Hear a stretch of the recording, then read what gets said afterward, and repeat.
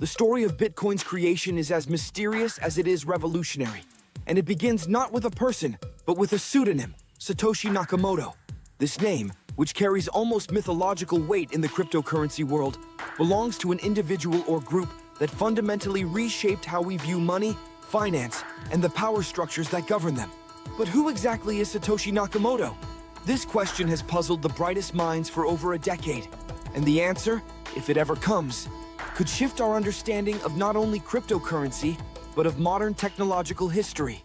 Picture this. It's the 2008 global financial crisis. Governments are bailing out banks, economies are crumbling, and trust in the financial system is at an all-time low. This is the environment in which Bitcoin was conceived, a reaction, a protest, and perhaps a solution to centralized financial control.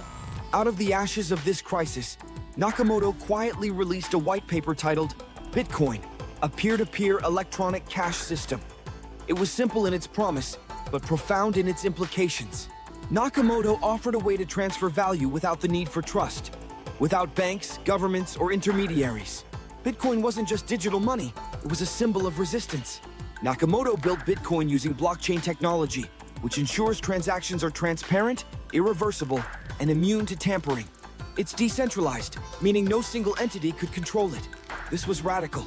For centuries, money had always been under the thumb of central banks or sovereign powers. But with Bitcoin, Nakamoto created a currency that wasn't bound by borders, regulations, or even time zones. Yet, for all its transparency, Bitcoin's origin remains clouded in mystery. Nakamoto, after all, wasn't just secretive about their identity, they completely vanished. In the early days, Nakamoto participated in online forums, discussing Bitcoin with other cryptographers and enthusiasts. But by 2010, they handed over control of the Bitcoin source code to other developers and disappeared. No one knows why. Did they feel Bitcoin was self-sustaining and no longer needed them? Was it a strategic exit to preserve their anonymity? Or were there more pressing reasons, perhaps even political, behind their departure? Theories abound. Some believe Nakamoto could be a single cryptographer, while others argue it was a team of experts. There are even claims that Bitcoin was developed by a government agency. One of the most persistent theories is that the American computer scientist and cryptographer Hal Finney was Nakamoto. Finney was one of the first people to work on Bitcoin, and he even received the first ever Bitcoin transaction from Nakamoto. But when asked directly, Finney always denied being Nakamoto, claiming he merely admired the idea and wanted to help. Another name often floated is Nick Szabo, a pioneer in digital currency and smart contracts who created BitGold, a precursor to Bitcoin. Szabo's deep understanding of cryptography and decentralization led some to suspect he was behind Nakamoto's pseudonym. However, Szabo has also denied these claims, and no definitive evidence has ever surfaced. More recently, a controversial figure named Craig Wright has claimed to be Nakamoto. Wright, an Australian computer scientist, has provided some evidence, but never anything conclusive enough to be widely accepted by the Bitcoin community.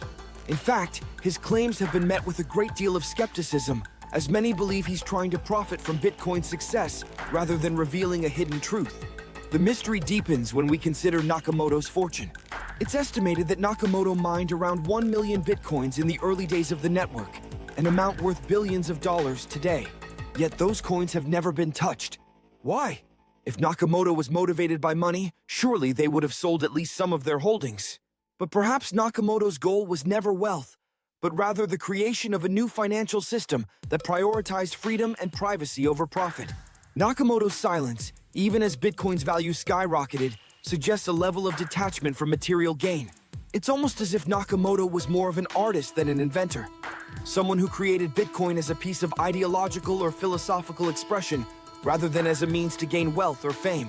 By disappearing, Nakamoto achieved something rare, allowing the technology to speak for itself, devoid of any personal narrative. And perhaps that's what makes the mystery of Bitcoin's creator so compelling. Satoshi Nakamoto could be anyone: a tech genius, a disgruntled financier, or even a collective of minds determined to challenge the status quo. The fact that we don't know who they are only adds to the mythos of Bitcoin. In a world where privacy is increasingly rare, Nakamoto's anonymity feels like a masterstroke. It reinforces the core principles of Bitcoin itself: decentralization, autonomy, and the ability to operate without needing to trust a central authority. What is undeniable, however, is the impact Bitcoin has had on the world. Today, Bitcoin is a multi-billion-dollar ecosystem. It has spawned countless other cryptocurrencies, decentralized applications, and even industries. Blockchain technology, which Bitcoin pioneered, is now being explored for uses beyond just currency, from supply chain management to voting systems. In essence, Nakamoto's creation transcended money. It sparked a technological revolution. But for all the clues, speculations, and attempts to uncover Nakamoto's true identity, the mystery endures. And maybe that's for the best. Nakamoto's anonymity allows the focus to remain on the technology and its potential, rather than the creator's intentions or personal history. Perhaps one day we'll learn the truth, but until then, the enigma of Satoshi Nakamoto continues to fuel imagination and debate. In the end, maybe it's not about who Nakamoto is, but what they've left behind. A decentralized, global, and transparent financial system that challenges the very foundations of traditional banking.